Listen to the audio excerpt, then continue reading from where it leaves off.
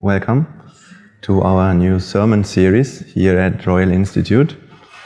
I'm very happy to see you all today, and I don't know whether you have already listened to some sermons from our monastery in the past or not, or whether you have listened to any Dhamma in the past or not, or whether you are... it doesn't really matter. Some of your faces I can recognize from the monastery or from other sermons that we have been, so I'm most happy to see you here today, and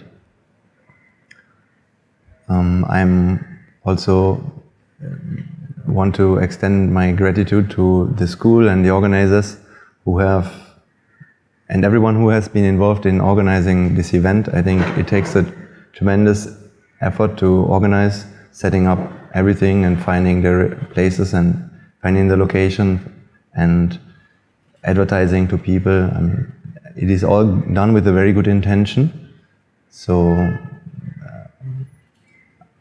I really cherish that, and the merits that we acquire by doing so will be something is really valuable. I can tell from my own experience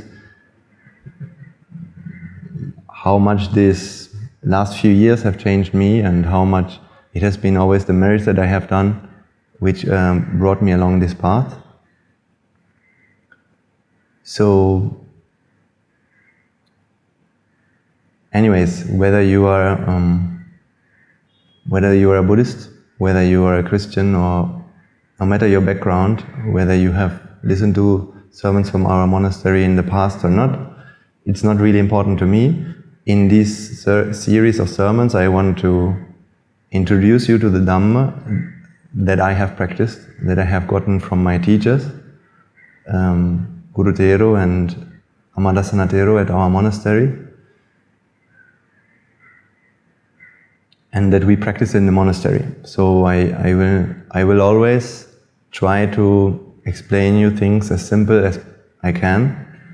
It doesn't matter whether you have background, whether you have scientific background or not, whether you know anything about the Dhamma or not, whether you know Pali or don't know, doesn't really matter.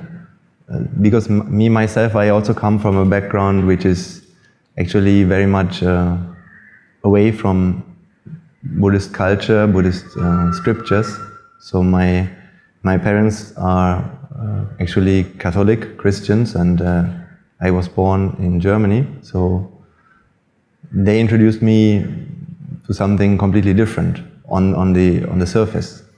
I was brought up with the Bible, and later on I was very interested in science. So these are the backgrounds that I'm having. It was only recently, maybe a few years ago, that I started to be interested in Buddhism and started to be interested in exploring the Dhamma. So I will, once in a while, I will also share some stories from how it all happened, so that you can maybe better relate to what I want to share with you. So I hope to give you everything that you need to make progress on this path, and it should be a very practical approach. I don't really want to overload you with theory if it's not something that you really need.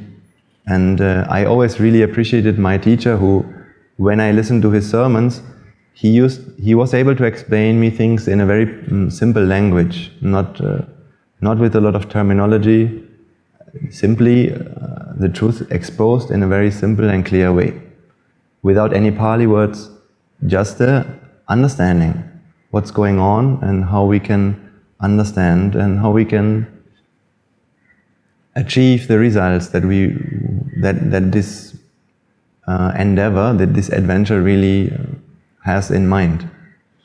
So of course we come here with a purpose, and I hope you did so.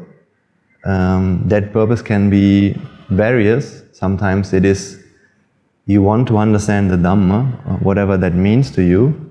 Sometimes it might just be curiosity to know what's going to happen, what I'm going to talk about. Sometimes it has to do with happiness as well. Some people come here looking for happiness, and of course at the end of the day, all the reasons that we have why we want to do anything always boil down to that fundamental reason that we are looking for some kind of happiness. Even though sometimes we dress it up in various ways and we forget the deeper purpose, right? I mean, ultimately we never wanted to. Whatever we want to do, we never want to go on holiday just because we want to go on holiday. We always want to go on holiday because we hope for some kind of satisfaction while doing that. And that is something that we do with everything in life. So in the same way as well, here that's going to be the main point. We are going to talk about happiness, and we are going to talk about our life, and I want to make it as simple as I can. From my own life experience, things that I have realized, things that I have understood, and I want to explain it to you in very simple ways so that you can also understand that. Now, due to my background, sometimes I was a physicist in my lay life, so until 2017 I used to study physics and mathematics in Germany. So that means sometimes my nature, inclination is a little bit scientific. Now I understand not everybody might like that, so I am aware of that, and I will not try to go deeper into these things as it is necessary. But sometimes it might happen that not everything will be clear to everyone. So I am excusing for that beforehand. But then there are many other things which I hope you will be able to relate to, that I can explain. And something I learned from my teachers is what I experienced for myself is this path is not something you can do in one sermon. It's something that you have to do for some time, and you need to take step by step, and you need to especially take into action the things that you learn. So I remember my beginnings. So when I was in Germany, and I was listening to the sermons at that time of Amadasanathero, and I really noticed that every time in the sermons he used to talk about homeworks. He used to talk about things that he asked us to do at home. It can be simple things. It can be just noticing certain things that we do in our lives. For example, last week I was talking to a group of Germans, and we were talking about these situations when we go to the supermarket and you have taken the items and put them on the rubber band or the in front of the cashier, and then the cashier asks you to pay the money. He counts all the items, so you are paying, and then once you have paid, that is the moment when there's actually nothing you actually need from that person anymore, right? Now you got the items, you can actually leave. So that is a small moment where, if we are always concerned about our own life and the things we have to do, we just drift off in the next thing and then we just go. But there's a small moment we can use, at least to say thank you, at least to wish have a nice day, or say goodbye, something, a little bit. But sometimes I'm not saying everyone has that problem, but sometimes we have these situations when we are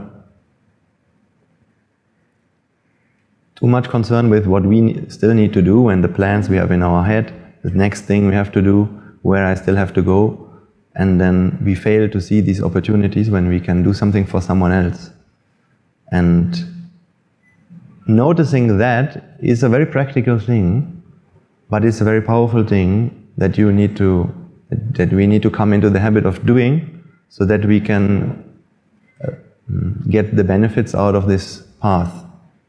So I think that's where it starts. And also about these things we're going to talk. So there's a variety of things and topics there are many things I'm interested in, and when you understand the Dhamma, you can look at everything in life with that lens of the Dhamma. So let's see where the conversation will lead us.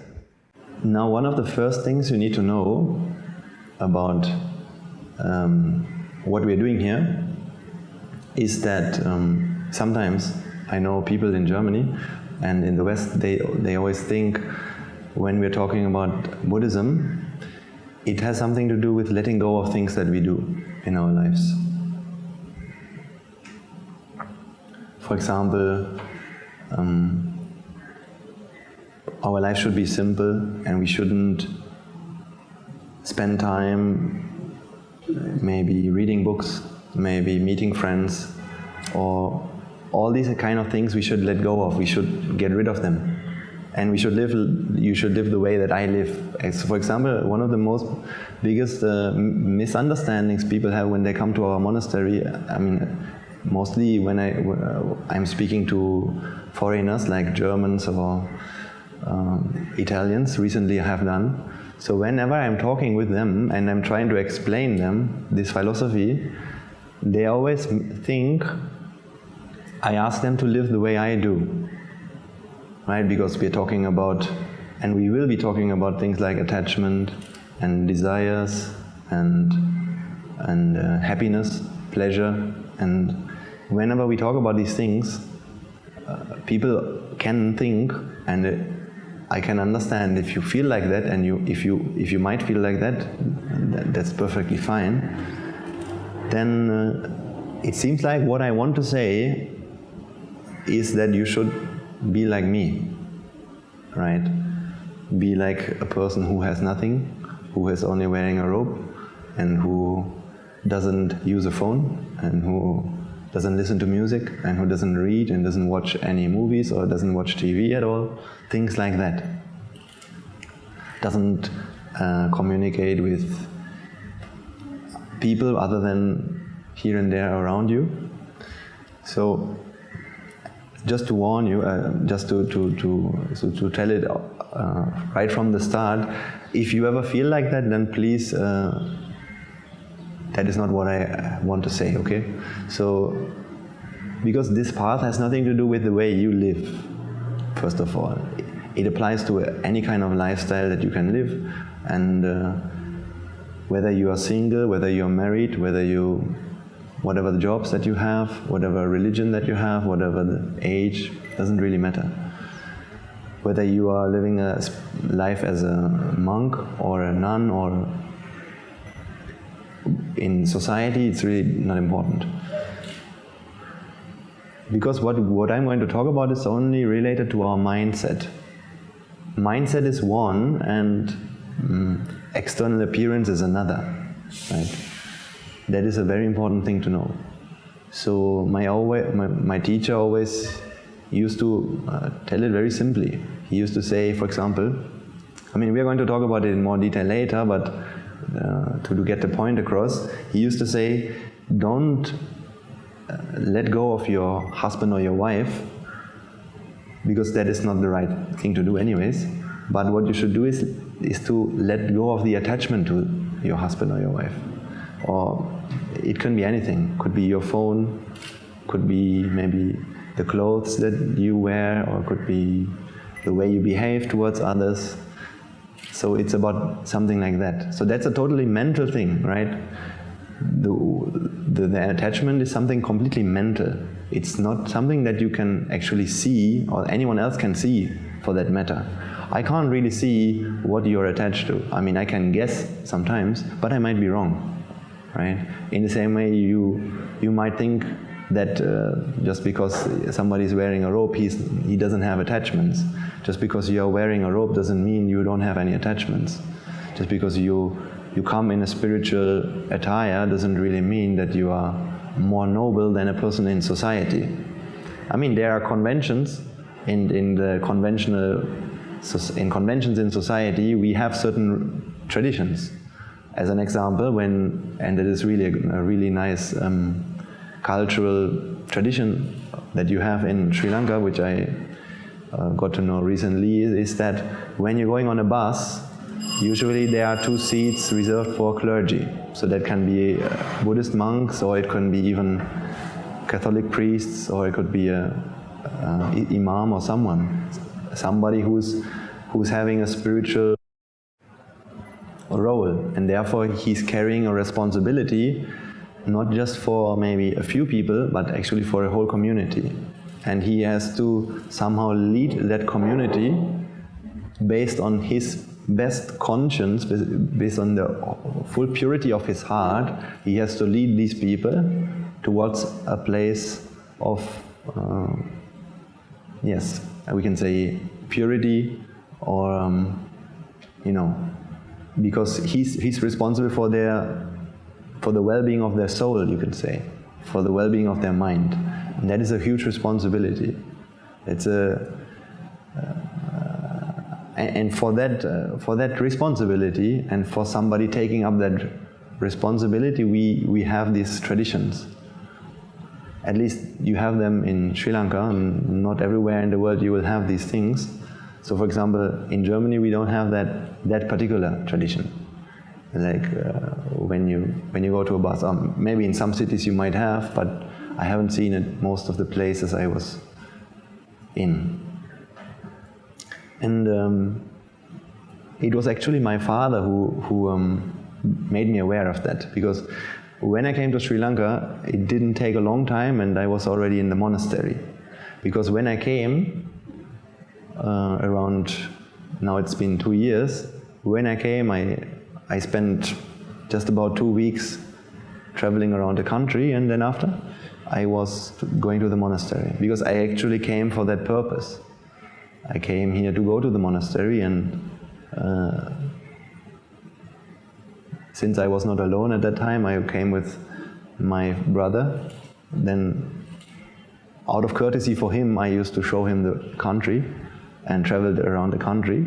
And then, me personally, I was actually mostly interested just to go to the monastery. So, at that time, my father used to tell me. My father is very Christian, very Catholic man, and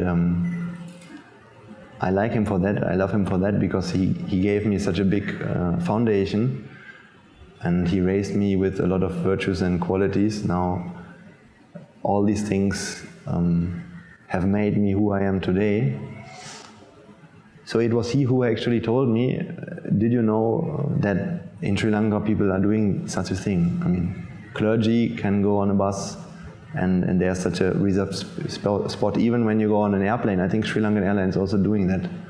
So anyways, this is just a small thing, a small tradition, which is actually really useful and can earn you merits. So whenever if you ever should be in a situation where you're in a bus, and you can make use of the chance to offer your seat to someone from the clergy. It doesn't have to be a Buddhist monk, could be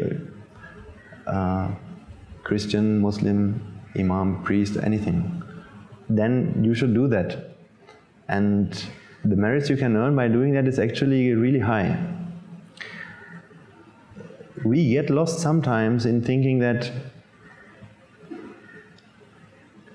actually we should not really need to consider what exactly maybe the religion that man is.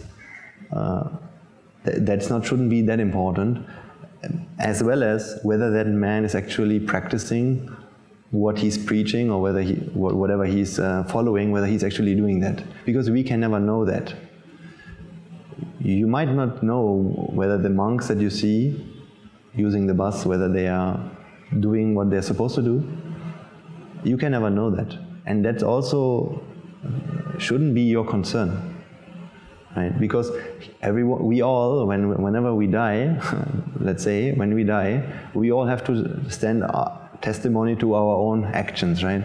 So we all have to be worried mostly about that, what we are doing with our lives.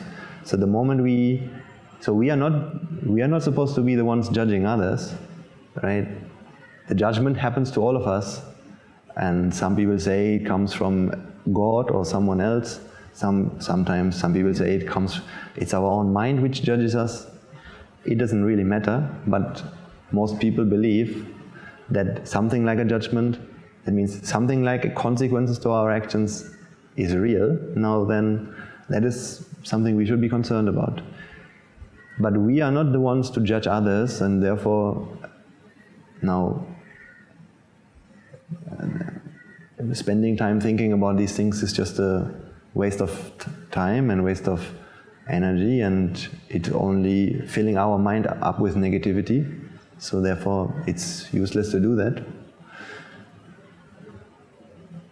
So it's not really important whether that man is really pure in heart or not, because when you're offering that seed, if you ever find yourself in that situation to offer that seed, you should do it out of respect for the position.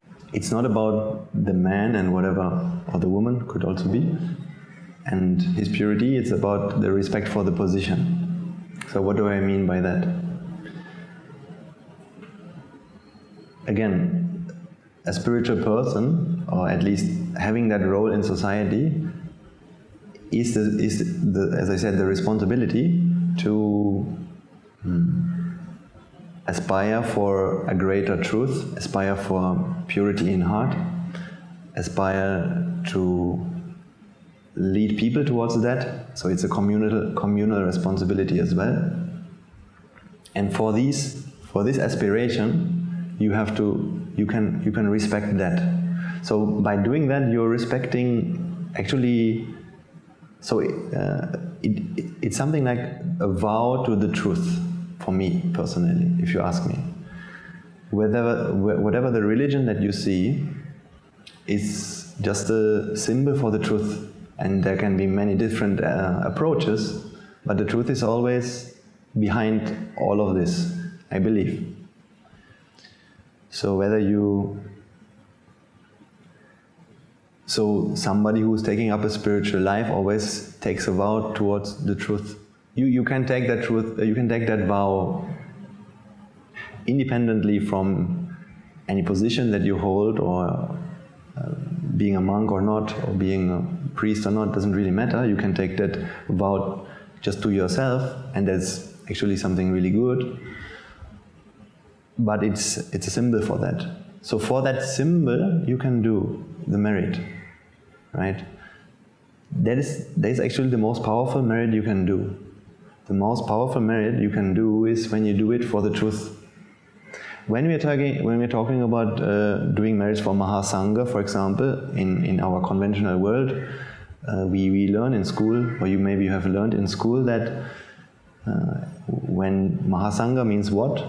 It's the monks and the community of the monks. So that's a conventional meaning, and maybe the practitioners of the Dhamma, this is the Mahasangha.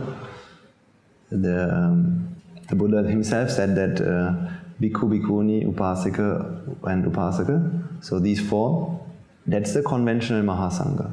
So whenever you do something for them, whenever you support them, then you gain a lot of merits. That's what you must have learned in school. And that's true. The deeper meaning of Mahasangha, from my understanding, from what my teachers have taught me, is it is a vow to the truth. So my teacher himself, he always reminds me, in a way, he always reminds me I should not be just a monk, right? So because if I feel I'm just a monk, then I feel like I'm a Buddhist monk, so therefore I'm a Buddhist, so therefore this is my frame. Now if somebody comes to me and he's not a Buddhist, then he's somehow separate to me. So he's something else, someone else. He doesn't belong to my kind of category, right? That is the mindset you have, or you can have when you define yourself. If I define myself as a Buddhist in that way, now that would be the mindset I'm having. But that is not the mindset a monk is supposed to have, according to the Buddha himself. Because a monk should be a truth seeker, right? A truth seeker has no identity. And the truth seeker is always seeking the truth and nothing else. And the Buddha was like that. He was the same. He was a truth seeker. So my teacher always reminds me that this is the way I should be also. Because then it doesn't matter to me who's sitting in front of me. It doesn't matter the nationality, it doesn't matter the gender, the religion, nothing like that. Because there's a truth which unites all of us, and for that truth, we have taken the vow to serve and to be and to live according to that. And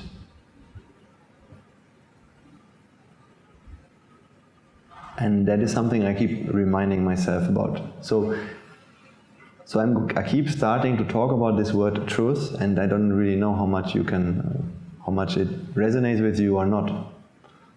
It's maybe sometimes a little bit distant from our lives.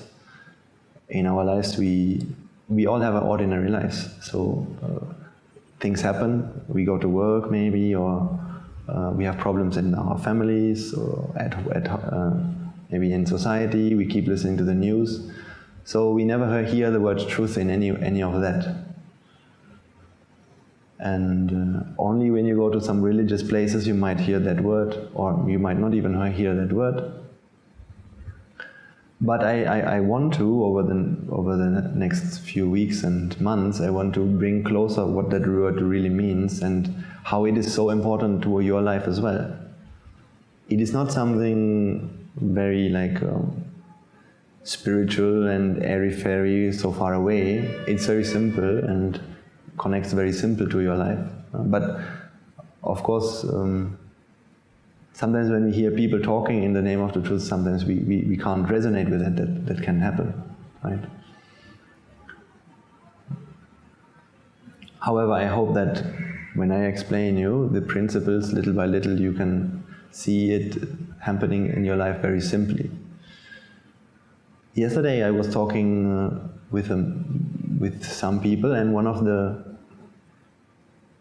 topics we talked about was relations. There was a man, so we did like a 2-hour session talking about various things in the Dhamma. And then that man, he was in my age, and he was also from Germany. He said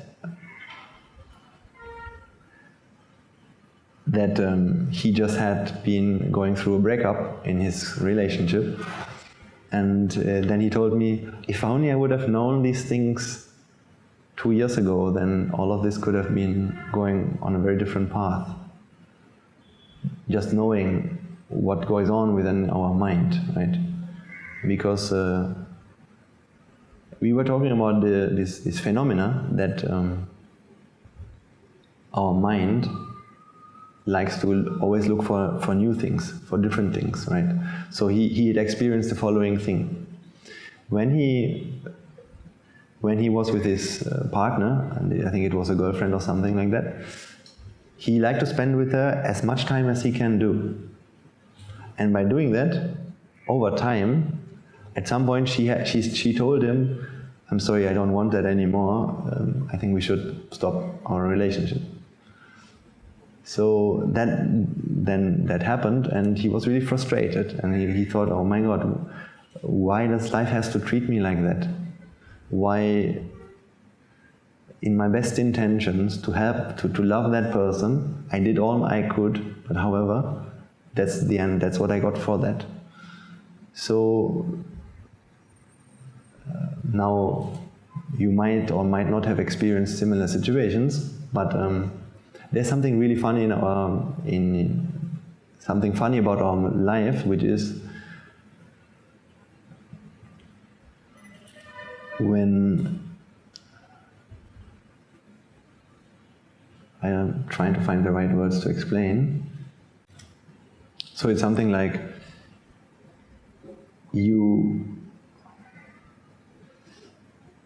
for example, we were talking about this phenomena of dating. If you want another person to like you, you need to sometimes not show yourself. If you show yourself too much, then that person will not be interested in you. That's a phenomenon we were talking about. Maybe not all of you will have experience about these things, and maybe also not interested. It's fine. I'm just going to still I want to explain this point, because it will teach us a nice lesson about the mind. That's what I want to come to. So we always think that this person gives me happiness, now I should associate that person as much as I can. So we think that happiness comes actually from this person. But what actually happens is a little bit different. We are going to talk about it little by little in more detail. The thing is, for somebody to be happy to see you, you must give him him or her give some time where he cannot or she cannot see you. If he or she can see you all the time, then he won't be really enjoying that a lot. I mean, that means the happiness he or she can experience, or that mind can experience, will be only limited to a certain extent, because it is in the absence of the thing that is desired that the mind builds up a longing for that. So, for example, if let's say there's a man and he wants to win the heart of another woman. If he were to spend all the time he can with that other person, then it would be really hard. I talked to a man a few months ago, and he told me his dating strategies. Actually, it was in our monastery, funny enough, but he told me that. So he told me the girlfriend that he has, the way he handles that is, whenever she's sending him a message, he's not responding until after 10 hours later, or maybe the next day later. So this is the strategy he has. And it's actually not a stupid strategy. Because if you were to reply to these things all the time immediately, then what will happen is the value that this person gives to you in her mind will reduce. Because whenever she wants him, he's there. And that is the worst thing you can do if you are interested to keep that relationship going. Funny enough. So he told me this strategy, and with the Dhamma I could understand, I know why that is the case, because as much as the longing is there in that person's mind, as much as it is there, the moment that now you show yourself, that is when the mind can experience happiness. So if you have to wait one day to get the response from someone, right? Now in that time you have to wait, and that time that you have to wait is time that you sort of feel a little bit uneasy about. You're anxiously waiting, just like you all know the experience of waiting for something, right? I hope.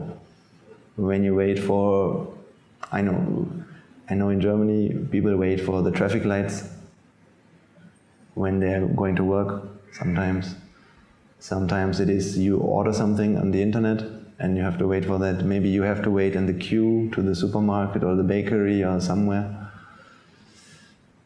You have to wait in front of an elevator. So waiting is always something we never enjoy doing, right? Likewise, waiting for someone to answer you, how does it feel? It's something that's, it's not the greatest time of our lives. It's my teacher has introduced this word called vexation. So I will talk about this more, but I'm going to use that word now. So it's a feeling of stress, feeling of nervousness, feeling of tension, right? So whenever I'm going to use the word vexation, I'm going to explain that more, but it's something like that. Imagine you're waiting in front of a traffic light. Imagine you wrote a message and you want the other person to answer to you. Maybe you're waiting for the call of your grandchildren, maybe your son, maybe your daughter. Now, when you're waiting for them to answer to you, you should observe what's going on within your mind. I think that's a good homework. If ever you should practice something this week, try to practice something like that. Observe what are the moments that you have to wait for something, and then observe how it makes you feel to wait, right? And if you are sensitive enough, you should see that there's something uneasy about the way you feel. There's an uneasy feeling. I remember when I was in school, I really loved to play computer games. And I guess most kids today like that. So I can't say that's a good thing, by the way, but we're going to talk about that later. Now that was my life, and it was something I loved to do so much so that when I was in school and it may be 12 o'clock in the 12 o'clock noon, and maybe I have like 6-7 periods, so school maybe finishes at 1 o'clock. So how do you feel when it's 12 o'clock and you really want to go home and start playing computer? That kind of feeling is also waiting, right? Maybe you're waiting for the class to finish, maybe you're waiting to go home. And I remember when I used to go home, I used to ride a bicycle from school home. So at every traffic light, I wouldn't be patient and wait for the traffic light to turn green. No, I just go whenever there's no car and just come home as soon as possible. And maybe at home my mother was there, she had cooked, she had been waiting for me, so she was waiting to have lunch together with me or my siblings. But I was not interested in that. I just threw the bag into the corner, run upstairs and go on the computer and start playing as soon as I can. So all that time, it's a pity that all the time that I had played, all these years, I never got to realize what's going on with me. Only when I listened to my teacher, now I realized what's going on with me. But you can do that. You can investigate in your life. What happened with me was, how did I feel when I was in school? Did I feel happy? No. There was something uneasy. I didn't want to be where I was. I didn't want to be at school. I didn't enjoy that situation. I wanted to be somewhere else. I wanted to be in front of the computer. So that is a feeling of vexation, right? So if you can be sensitive to this experience, you will find this a lot in your life. Everywhere, every 10 minutes. Actually, I can't say every 10 minutes, every 2 minutes, every 1 minute, every 10 seconds. You will be able to be sensitive that it happens. The more you get to observe, right? You can see how much pressure is there in our minds. Whether you, it doesn't really matter whether you are, I mean, we sort of tend to go beyond that, and because we are always so used to focus on the next thing. So whenever you are thinking about the next thing you're going to do, you forget. You don't feel that kind of pressure in your mind. But if you really take a moment to observe that, then you should see that many times there's much more pressure in our lives, stress in our lives, than we actually feel. Whether you, so I'm not talking about things like being hungry or things like bodily needs. I'm talking about mental things. Even I can say in my life I was mostly happy, and I had a good family, and I had friends. I had a very successful educational path, so I could have easily gone to do a PhD or go and work somewhere, I don't know, and have a good career in some kind of financial sector or somewhere else. But even such a good life, and I think some of you, or you can resonate with this, maybe all of you, even such a good life that we call in society has a lot of this. I mean, imagine you have to, I was a teacher in school for maybe a year or two, so then also there's always stress for some reason or another, things you have to manage, and you feel the burden of responsibility, or you feel the burden of having to take decisions. You might feel the burden of the future, that there are things that might happen in the future. So all these things are connected with this feeling of vexation that I'm talking about. So actually the only thing that we are here to do, the only thing we are here to talk about is this feeling of vexation. Once you understand why it happens, then you will also understand how you can be free from that, or how you can live a life so it doesn't happen. And when you understand that, then that's all we're here to discuss. Because I'm not here to give you anything. Actually, I can't give you anything. The Buddha was not somebody who gave anything to anyone, right? Happiness, right? Normally when you go somewhere, you get something, right? When you go to the ice cream shop, you get an ice cream. When you go to the pizzeria or the restaurant, you get something to eat. When you go and when you go to the electronics shop, you might buy a phone, then you get something.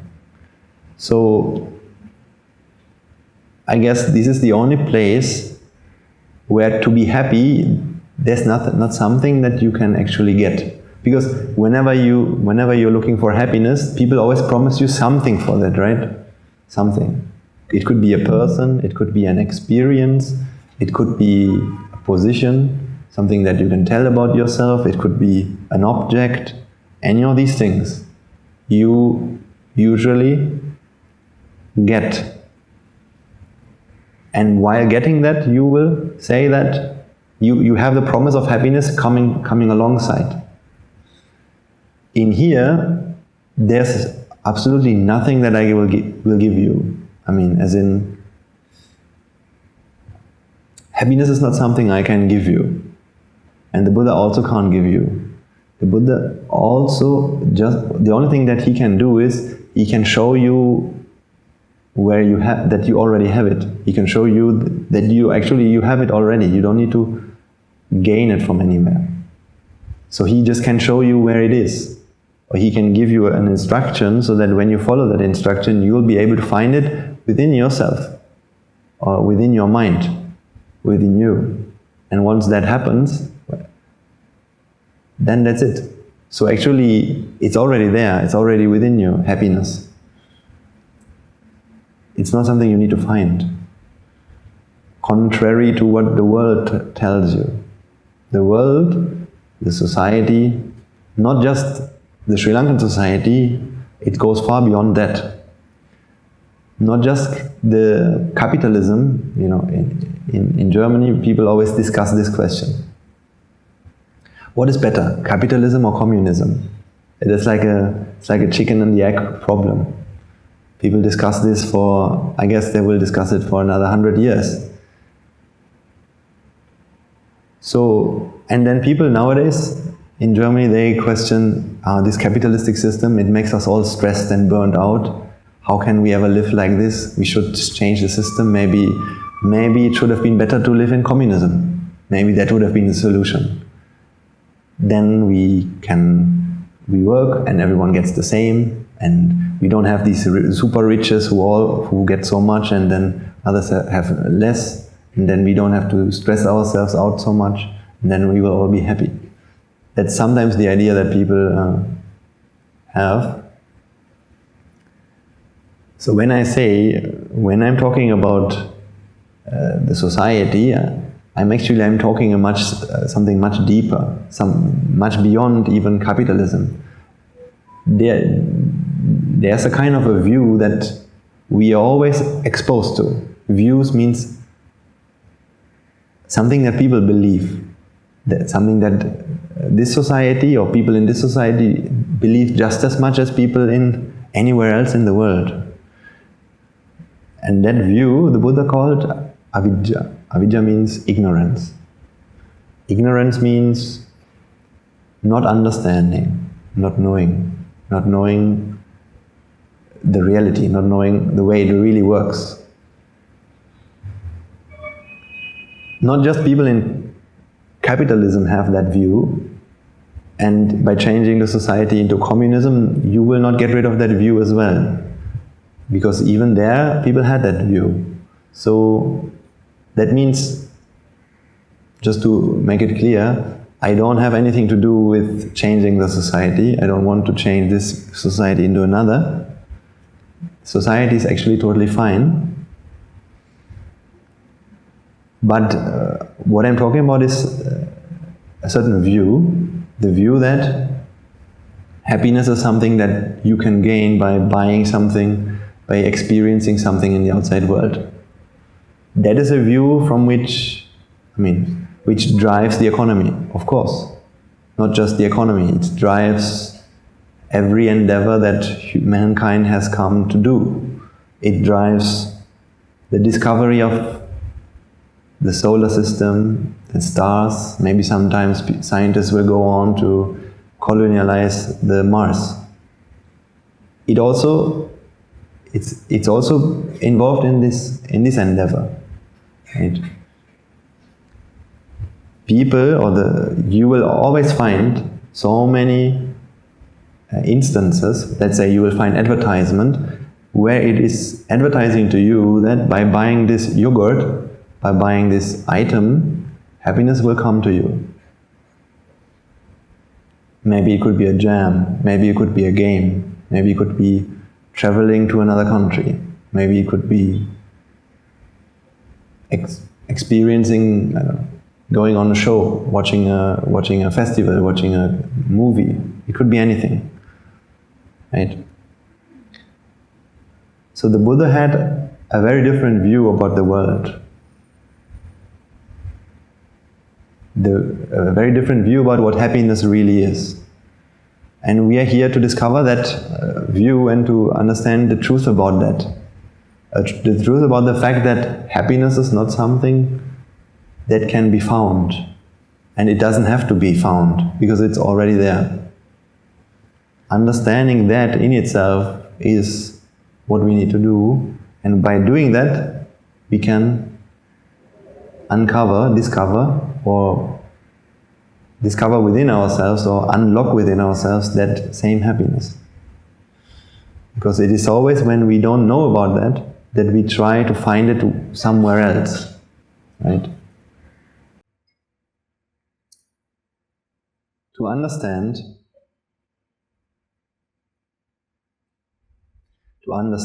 that happiness is something within us,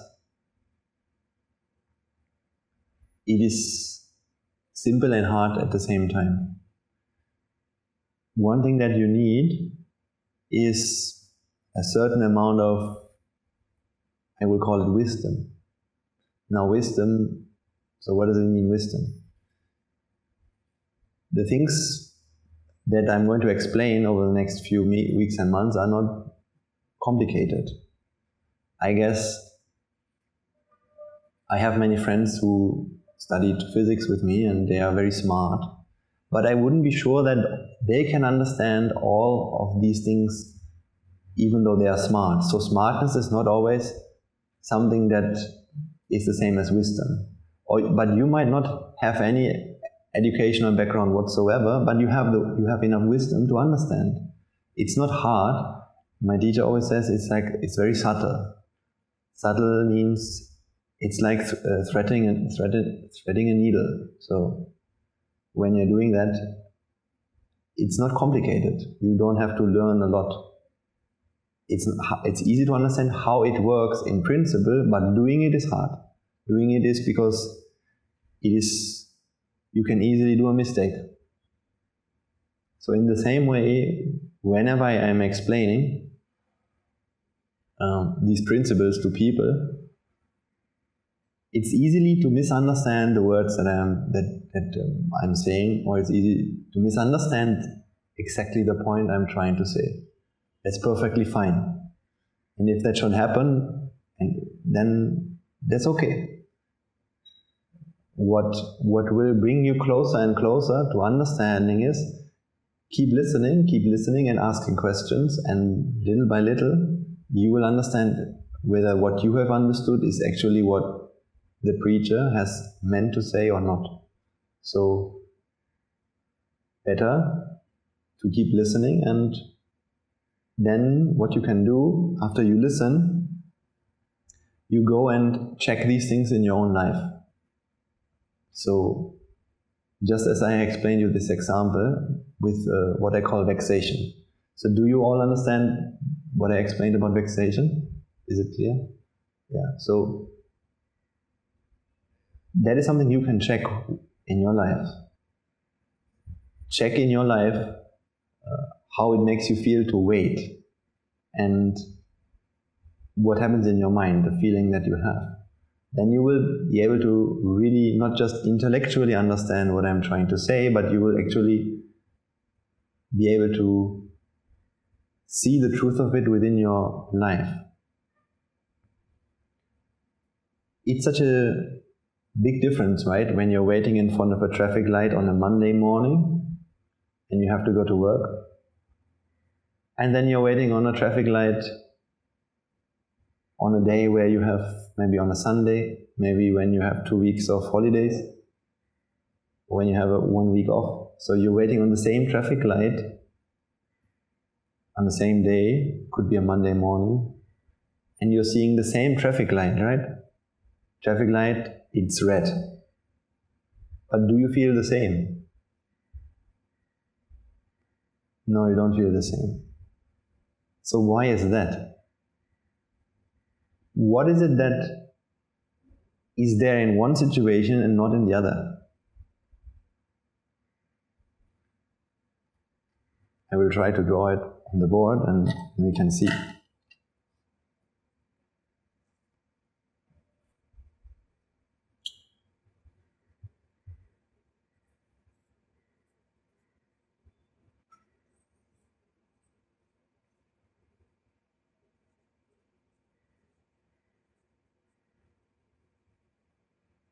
So let's say it's maybe, when does work start?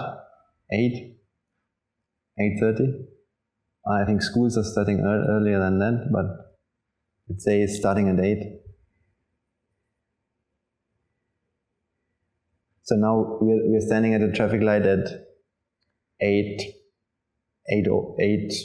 let's say at 8:05. So we're already 5 minutes late.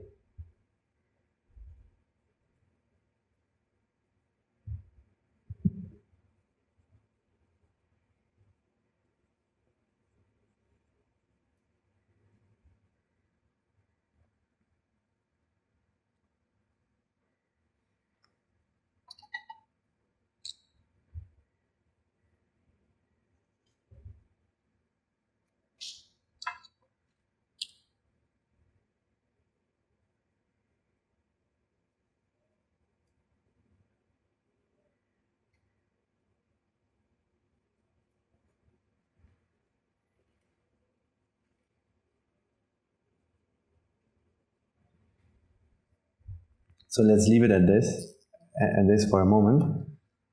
So I think you can't see that at the back, right? No? Okay, I will explain. So now I want, together with you, I want to investigate a little bit about 2 of these situations. So this is not rocket science, yeah? This is very simple. There's one Monday that we are waiting in front of the traffic light and we have to go to work because it's a work day and the traffic light is red. So, and it is in both cases, it is 8 o'clock and 5 minutes. So the time is the same, the day is the same, the traffic light color is the same, nothing about that is changed. The only difference is it's a work day, and in the other case it's it's the week that I have that I'm off from work, right? So it could be a holiday. And now let's think about the feelings we have in both situations. How do you feel in that moment, in this experience? Stress, right? Stress.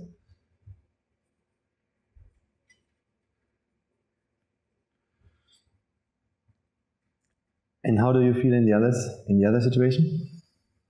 It's off from work. No stress, right?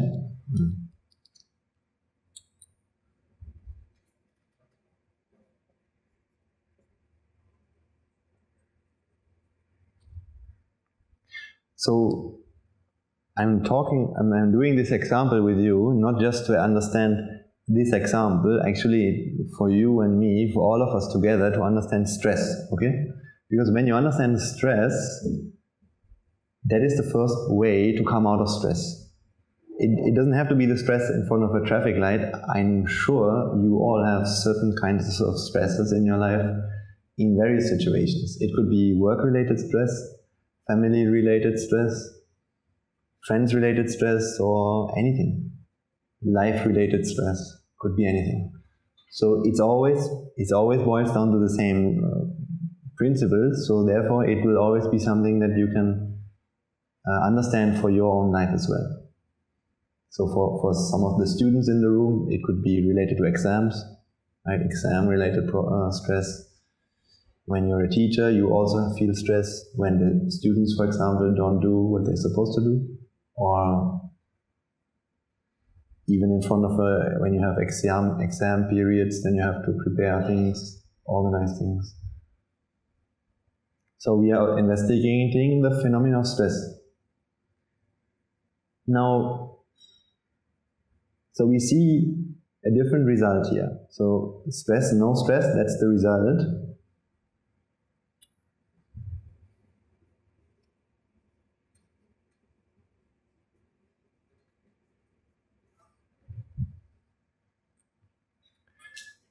Now, since the result is different, what do we have to conclude from the causes? Okay, so these are the causes.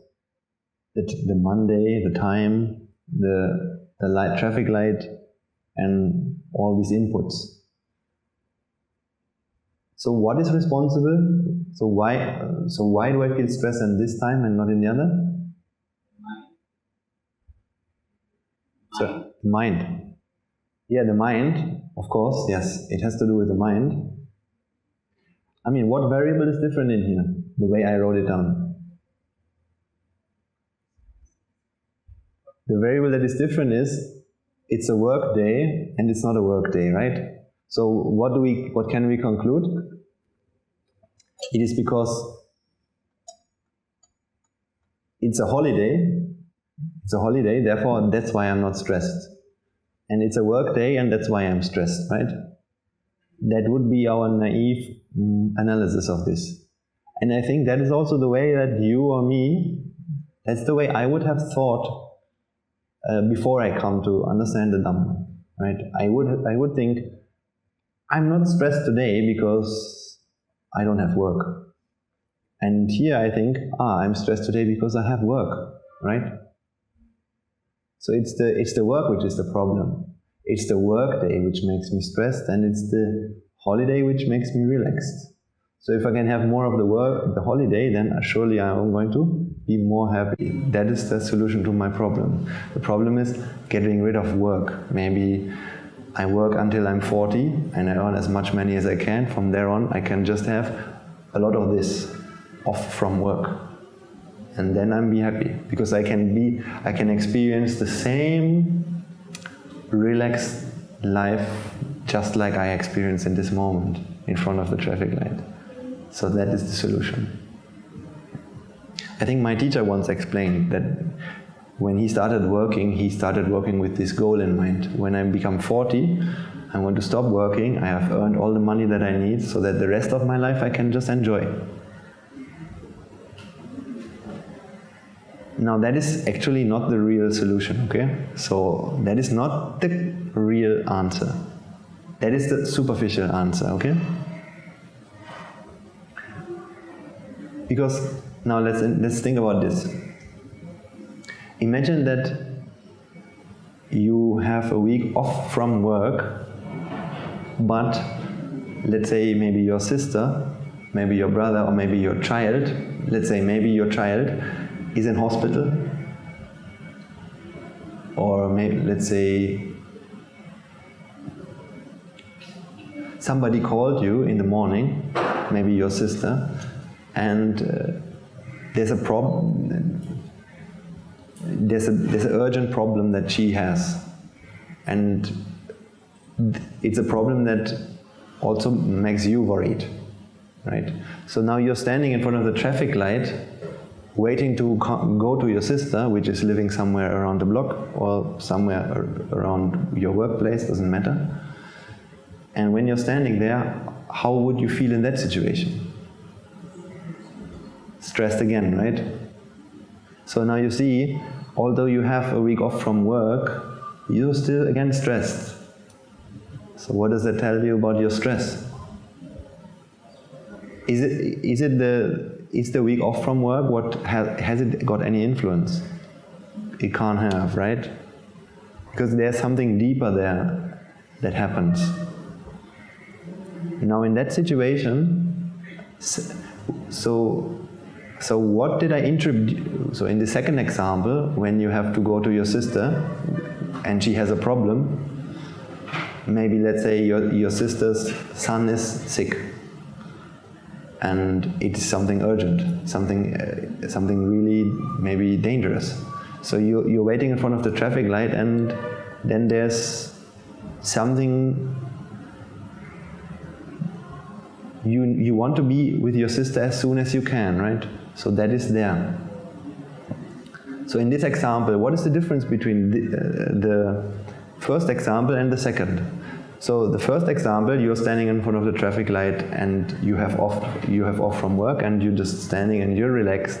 And now there's your sister and you need to go to her. What is the difference in these two examples?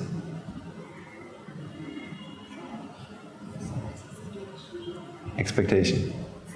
Situation. The situation is different, yes? Situation is different. Responsibility. Responsibility. Yes and no. Yes, I mean, let's say, okay, towards our sister we have a responsibility. But let's take an example, something like, there are people who want to buy the newest iPhone. Let's say on that day the new iPhone has been released, and the shop opens at 8 o'clock. But since there are so many people who want to buy that phone, now any minute counts, right? So if you're coming late by a few minutes, you won't be able to get a new phone. How will you feel when you're standing in front of the traffic light in that day, and you really want to buy that phone? Stressed. But do you have a responsibility to buy a phone? Let's say it's not about your boss has asked you to buy that. Your boss has not asked you to buy that for your job or anything like that. You just want to have that phone. So you feel stressed again in that moment, right? So responsibility is not really the solution, because in that case also you're stressed, but you don't have any responsibility, right? So the proposition I'm going to make to you today is, isn't the difference here the expectation that is present? The expectation, right? So let's introduce that.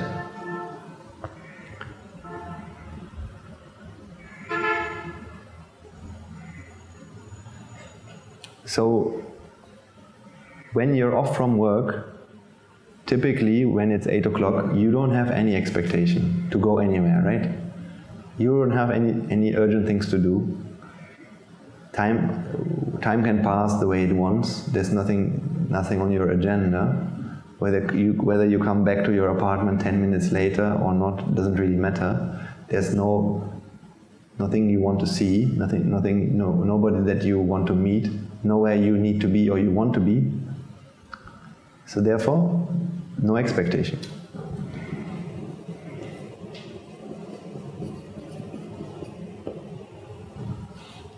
How about in the very first example I gave you, when it's a work day and you're standing in front of the traffic light? Is there an expectation or not? There is an expectation, right? Because you want to go to work because of many reasons. You don't want to lose the job because that would mean you can't feed yourself, maybe your family, to your whole life, to your whole, whatever the things that you do, it could be a danger to that, to lose the job. Or maybe your boss will blame you, so you don't like that. Or maybe there's an important meeting that you have to attend to, so you don't want to cause any problem in that. So there's an expectation.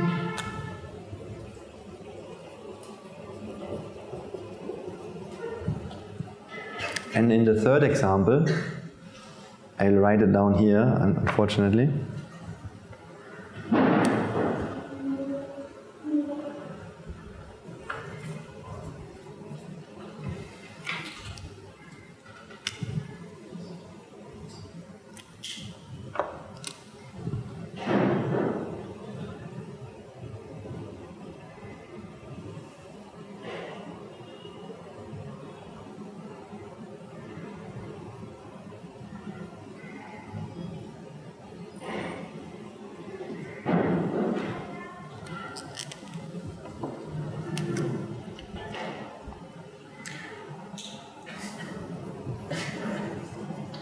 So I'm going to write down the example of the phone, because I think then we can clearly see,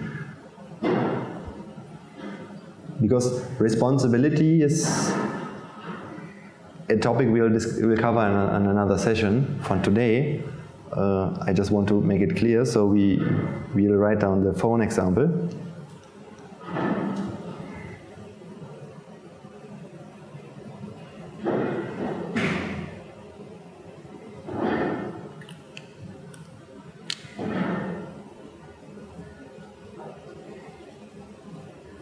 I'm not sure, can you see that? Some of you can see, some of you not. Okay. So now you want to buy a new phone, and it's also 8 o'clock in 5 minutes, it's also a Monday morning, and now you're standing in front of the traffic light, but since that is there's a limited amount of these phones that you can buy, now you should be there as fast as you can, otherwise you don't get that. Therefore, there's an expectation to buy that, so therefore, stress will be there.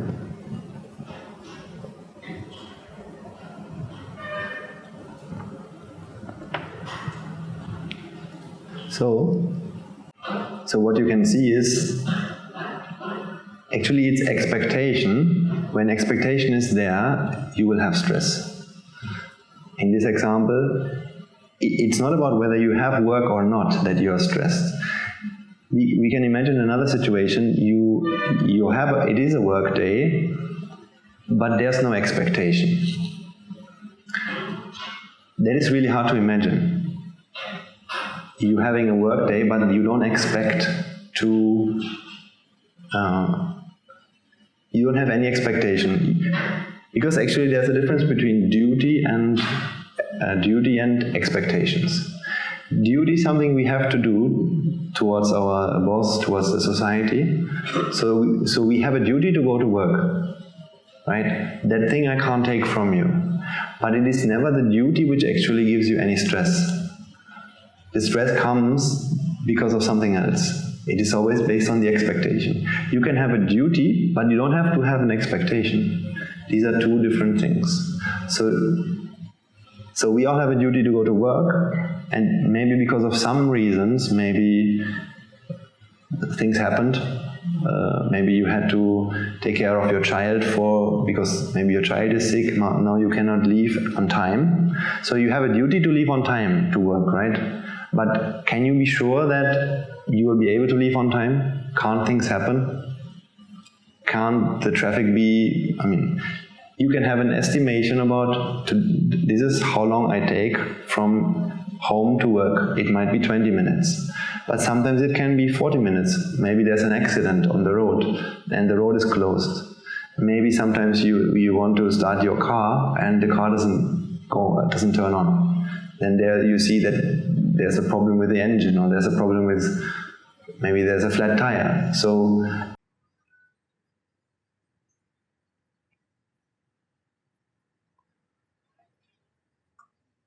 to the best of your ability, when you go to work, because it is your duty, you have to go leave on time and sit in your car or go to the street on the right time. But you cannot be sure, maybe there's a flat tire. So many external influences are there, so many external causes are there that have an influence on whether you can arrive at work on the right time or not. That is something that goes beyond your responsibility. And these are not the things that we actually have to concern ourselves with. When it comes to the duty, then all what really matters is you're leaving on time and you're trying to do your best, you're having the best intention to be at work on time, okay? So you need to separate these two things, duty and responsibility, and something else which goes on in our mind, right? The something else which goes on in our mind, that's the expectation. That has to do with expectation that are being formed in our mind, right? So I have seen in the monastery, and I've seen many people who are working a lot. Every day they're working a lot. That means the work is there, and it's not just Monday to Friday, maybe Monday to Sunday, every day. There's a lot of work, and there's no time out. But they are never stressed. So they have a duty, and they're fulfilling that duty, but one thing that they don't have is the stress. Just as much when you're a student as well, you have to write an exam. You can't change that. And that is what you should do. And your parents ask you to do that. If you don't do that, what will happen when you don't write your exams? Well, a lot of trouble you will get. Maybe you will fail the tests, you will fail the grade, then you have to do the grade again, maybe. And if that doesn't happen, you have to drop out of school, then you will not be able to find a job. So a whole big amount of problems will come to you if you don't do that, right? So therefore, that's not the right path. But you can do the duty, but you don't have to be stressed when you understand how to decouple these two things. One is your duties and your responsibilities, and the other thing is the expectations which are formed in your mind, right?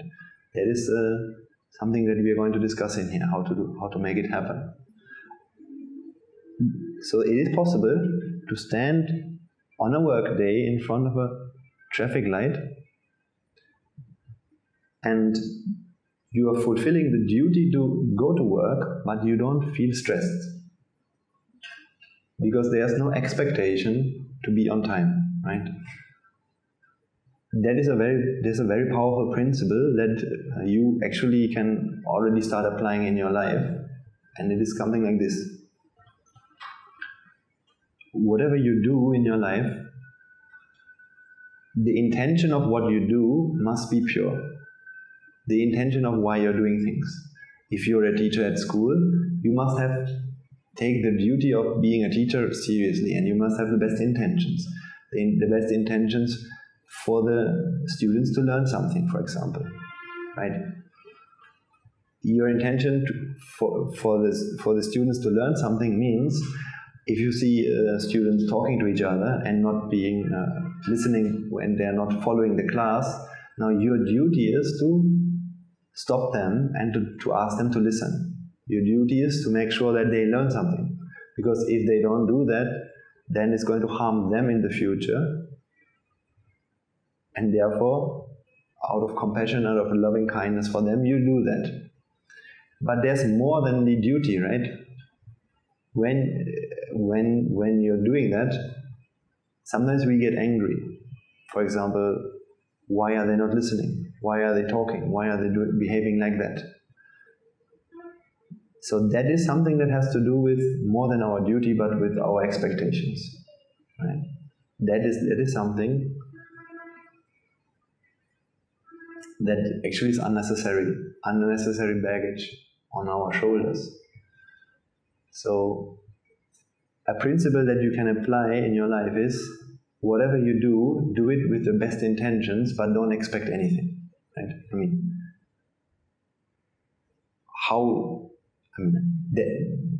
Try to do that and remind yourself of that.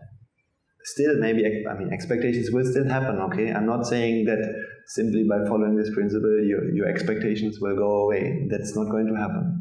This is something a bit more complicated.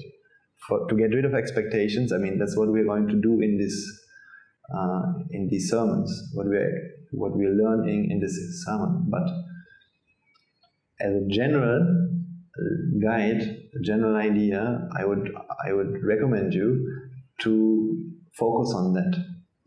Whenever you expect an outcome, then that's where you get into trouble, internally, mentally, right? Your expectation of the outcome is what makes you stressed a lot.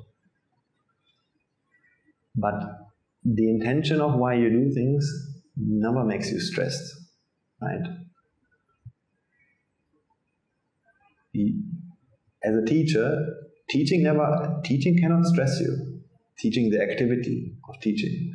Teaching is just your duty, and you're asked to do that. The stress starts when you expect something. It doesn't matter, something from yourself, something from others.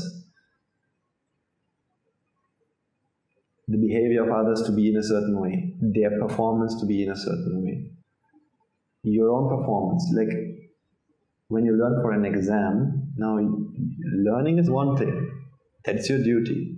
But expecting the best result, expecting a good result, that's when you're getting stressed.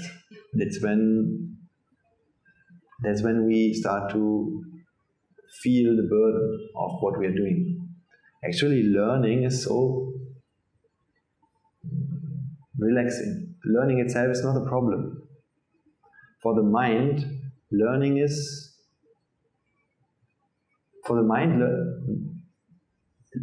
totally relaxing. Yes, maybe the body is something, so the body, it can take energy from your body when you have to learn. Your brain works a lot, so when your brain works a lot, you will feel the tiredness in your brain. But that's all that you should feel. All the stress and anxiety and sleepless nights, these are not things that your body experiences, these are the things that your mind experiences. So when I was in my bachelor's and university, I experienced these kind of things a lot. At the beginning I used to study and I loved it. I was so into studying physics and mathematics and these kind of things. I spent all my day, morning till evening, doing that. For 1 or 2 years, that was the greatest thing. But I think in my 3rd year, what started to happen was that this burden of expectation, writing exams. I think I remember when I was in my 3rd year, I had to write 5 exams in 2 weeks, and that was something, I don't know. That's when I realized how much stress I was in. So at that time, I went to the UK for that year, and the system in the UK is different. So in Germany, when you write exams, it's like you get 1 exam per week. So you have 2 months and 1 exam per week. So you prepare 1 week, write the exam, prepare another week, write the exam. That's how it works in university. in the UK it's different. In the UK you get 5 exams within 2 weeks, and you have 2 months to prepare before that. So then you prepare, and then you have all the exams in 1 week, and you somehow have to do all of that. So in that time, what happened with me was, while learning, one night I just closed my eyes, and tomorrow was the exam, and then the thought came to me, what if you can't sleep tonight?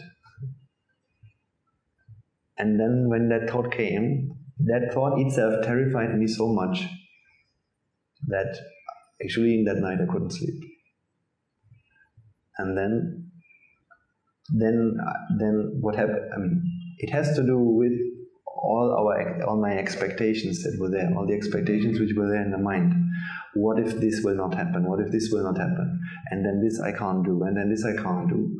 So all these brought a lot of trouble to me. So for the next few days, my task to you is investigate the relationship between expectation and stress. You will see stress never comes alone. Stress always comes because of expectations, and you can't have one without the other, right? Something like this.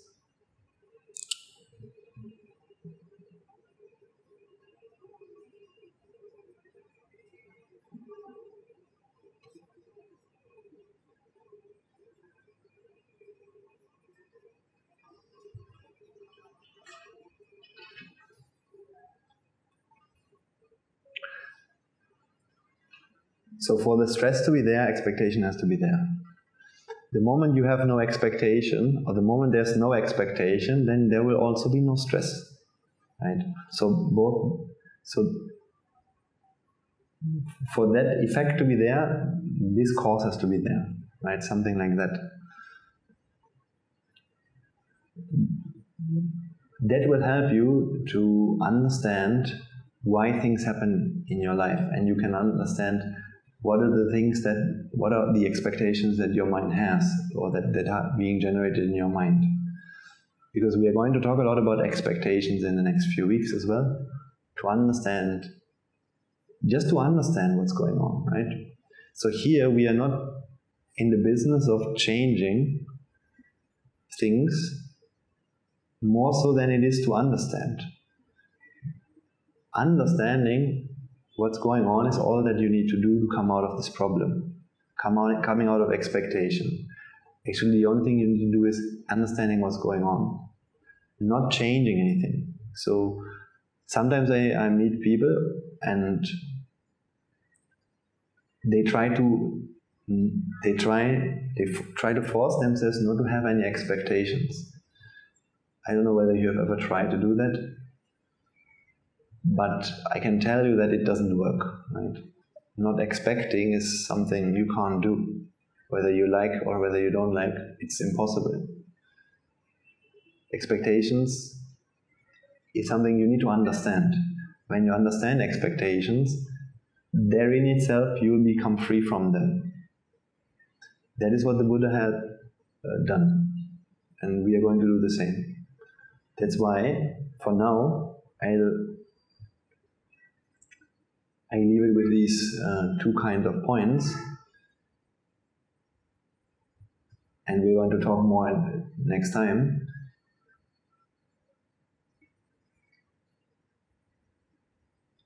We are so used to go and live in our next dream, in the next great thing that you do. So much so that when you're sitting and eating a plate of your most favorite food, halfway into the dish, don't you feel like you're already looking forward to the dessert? And that's something that I observed within myself a few years ago. You were so anticipating, you're so looking forward to finally get this kind of your favorite dish, but halfway into it, now you're already thinking about the next thing. And then the next thing, and then the next thing, right? and you're talking about the dessert, and then we want to sit in front of the TV or sitting on the sofa, or we want to do something else. We want to check our messages. So it's always like that, right? Our mind always looking for the next thing, and the next thing. And when that happens, we don't see the problem, and we don't see the pressure that we are in, actually. But try to see that there's pressure in our minds, constantly. Pressure due to expectations. Our mind doesn't really like to...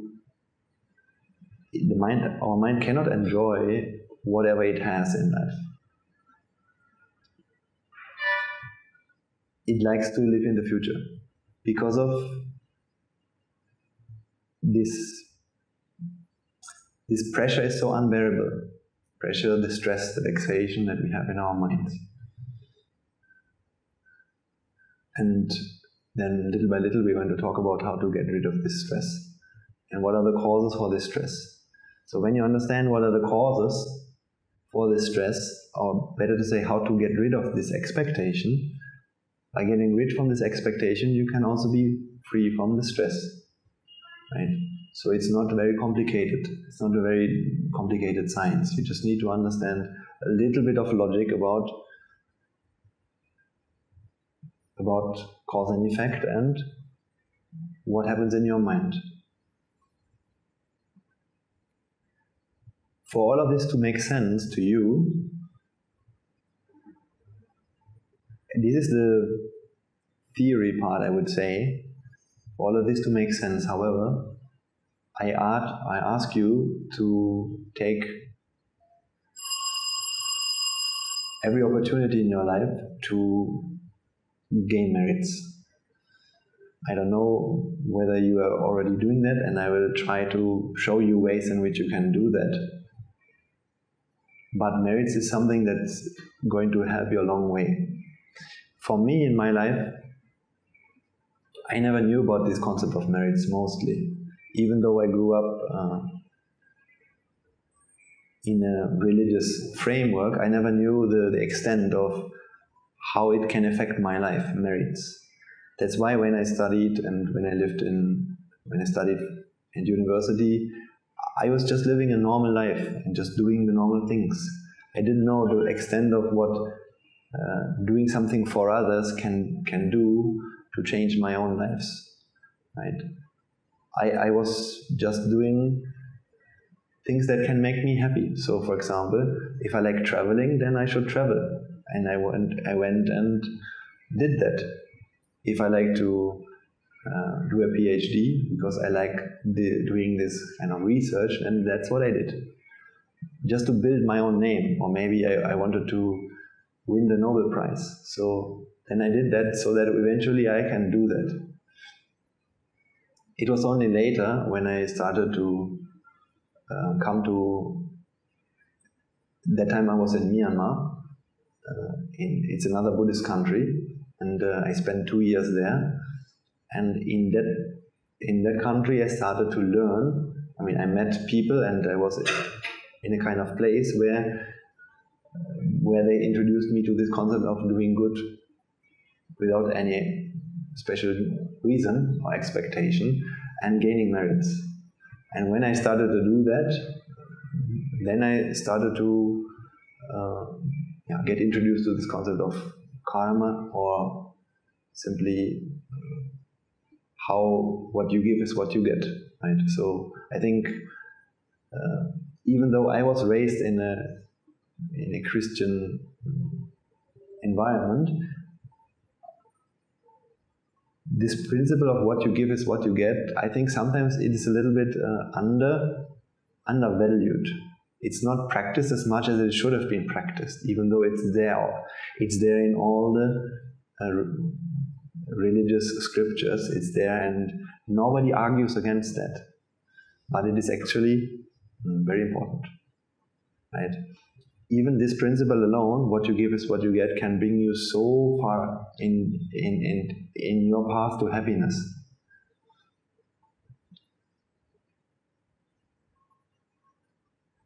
But we don't like to think about life in this way. We are so used to setting demands, having certain goals and following them. Instead of thinking about, okay, if this is something that I'm lacking, then this is something I should give to get it. Right? We always try to outsmart the system. But giving doesn't come to our mind easily when it comes to achieving or solving our problems. But actually that is the solution. So, for example, when you're talking about conflicts in your life, now I'm not having that too much time, but maybe next few weeks I want to do some examples in this as well. When you have a conflict in your life with, let's say, another person, so easily our mind likes to say how that person should change, so that the problem is gone. We have a lot of ideas what has to change in the outside world, but we need to understand that if, for example, somebody's not nice to us, or we feel there's a lack of something in your life, in our life. So if you ask yourself, what is it that you're lacking in your life, you will have some answers. Something is there that you will know is lacking. And the answers and how are you going to fill that void, you will have some answers as well. Maybe my partner, he doesn't treat me the way that I want to be treated. Now you have an idea that by changing that person, your problem is going to be solved. But when you're thinking like that, you are not thinking in terms of what you give is what you get. Because now your mission is going to be to changing that person, not to change yourself. Or I'm not saying changing yourself, but doing something that you can actually do, right? You can try to change the other person. That is something that might or might not happen as much as you try. But there's always something you can do, and that is basically the way you treat that person, the way you treat others, or the way that you feel and you think in that situation. That is something hard to do because it always goes against our ego. But when you get the value of that, and when you do it, you will see you can be friends with everyone in life. The only enemy is our own ego, actually. Our own ego prevents us to be friends with everyone. And we get blinded from that, so we can't go beyond. But if you realize that your biggest enemy is within you, that means our own mind and our comfort zone, or this feeling of ego is what isolates us from others. Now you will try to go beyond your own self, and by doing that, the first step to do that is to give, and starting to see if you're lacking something in your life, try to give that first. Try to see how you can give that, right? Don't try to ask for it from others, give it first. And by doing that, you can change everything around you just by doing that, right? That is actually really possible to do. It all depends on you. It doesn't depend on someone else. But if you ask others to change, now you might or might not be successful. It's a lottery. It's like rolling the dice. You can try your best. I know how hard it is just to change one person. And that's something you can take many years to do. I think I know people that try to change each other for many years and still hasn't worked. Right? But the time that people try to spend on changing others, if they would spend the same amount of time changing themselves, they wouldn't have any problems. By far, then all their problems would have been long gone. But I know personally how hard it is to do that, so I'm not saying that it's easy, but the more we do, the better it is for our minds. First and foremost, let us take a moment to transfer the merits that we have acquired today by making offerings to the infinite virtues of the Noble Triple Gem, listening to the Dhamma and engaging in various meritorious deeds today.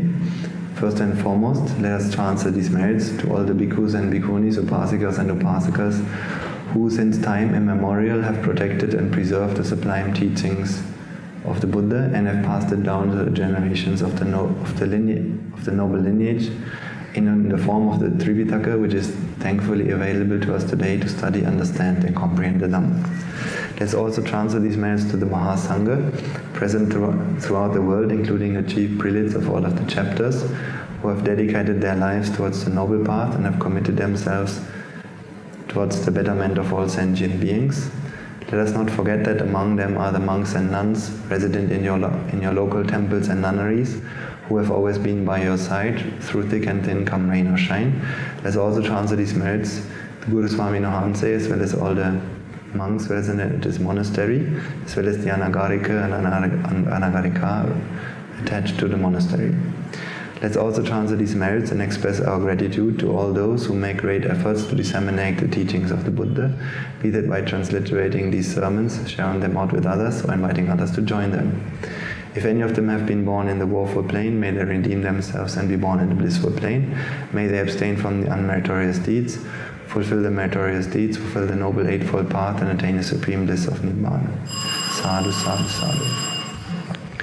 Let's also transfer these merits to our devotees, friends of the monastery, who for the sake of merits continue to sustain the Mahasangha. Let's also transfer these merits to the chairman of the Royal Institute International School, Mr. Bandara, as well as the heads, teachers and all the staff of the Royal Institute International School, and everyone participating in today's event, and everyone who has been participating or contributing in whichever way, shape or form, even if they are not able to participate, such as helping everyone who is coming to guide them to the sermon, or when it comes to parking or any other facilities, printing the posters and advertisements, and to everyone, to every student, everyone let us share these merits to everyone who is affiliated with the school, parents and students and alike. Let us also transfer these merits to let us also take these merits to transfer to our mothers and fathers, husbands and wives, brothers and sisters, sons and daughters, grandparents, uncles, aunts, cousins, nephews and nieces, our elders, friends and acquaintances, employers and employees, and to all those who have helped us and supported us in this journey of samsara. May through the power of these merits, all of the above mentioned, through the power of these merits, they be healed of any physical and mental ailments and overcome any obstacles to their spiritual progress.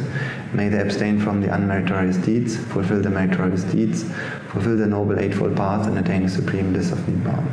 Sadhu, sadhu, sadhu. Let's also transfer these merits to the Devas and Brahmas, spirits and demons, primarily the Sakadeva, as well as all the numerous gods and deities, who are committed to protect and fulfill the Sambuddhasasana. Let's also transfer these merits to our guardian deities, who keep a watchful eye over us and keep us out of harm's way. May through the power of these merits they prosper in divine power and wisdom. May they abstain from the unmeritorious deeds, fulfill the meritorious deeds, fulfill the noble eightfold path, and attain the supreme bliss of Nibbāna. Sadhu, sadhu, sadhu. Let's also transfer these merits to our ancestors, to all those who have predeceased us, to all those who've been family and friends to us in this infinitely long journey in samsara. Let's also transfer these merits to all members of the armed forces as well as the police force, who have sacrificed their lives to protect the peace and harmony of our nation.